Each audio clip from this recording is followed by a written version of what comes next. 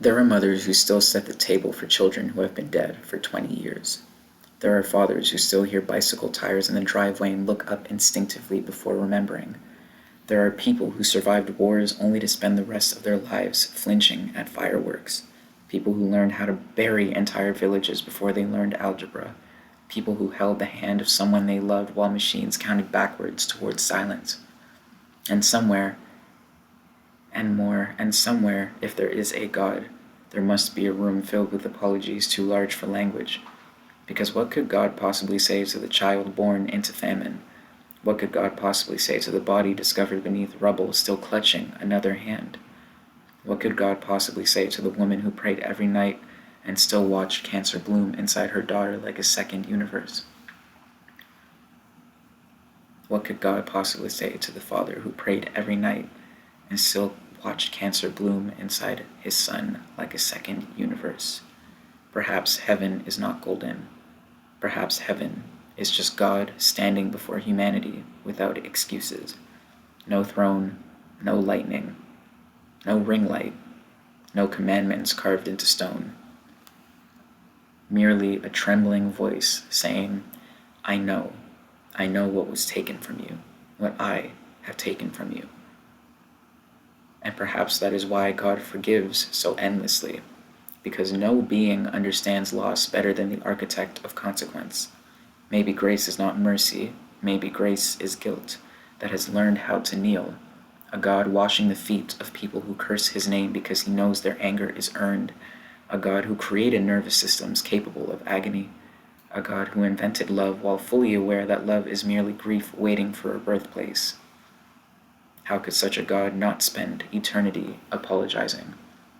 The strange thing is, I do not imagine God defensive. I do not imagine sermons or divine speeches about mysterious plans or mathematics beyond human understanding. No. I imagine God crying. Not symbolic tears, not holy ones. Ugly, human tears. The kind that make breathing uneven, the kind that collapse language completely. I imagine God reading history the same way survivors do, unable to get through entire pages without stopping.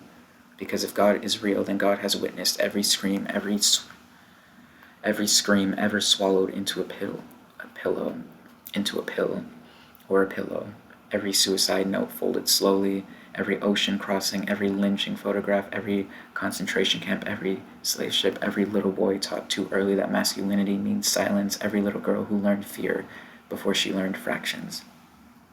God would have seen it all of it. And maybe omniscience is not power. Maybe omniscience is an infinite ability. Maybe omniscience is an infinite inability to look away. Would humanity forgive such a God? Could we? Could the grieving mother forgive him? Could the amputee forgive him?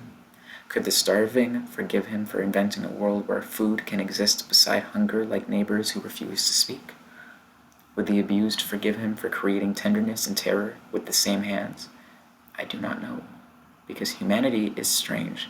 We forgive dead parents for becoming ghosts too soon. We forgive lovers who broke us accidentally. Sometimes intentionally, too. We forgive ourselves for surviving in ugly ways. But God?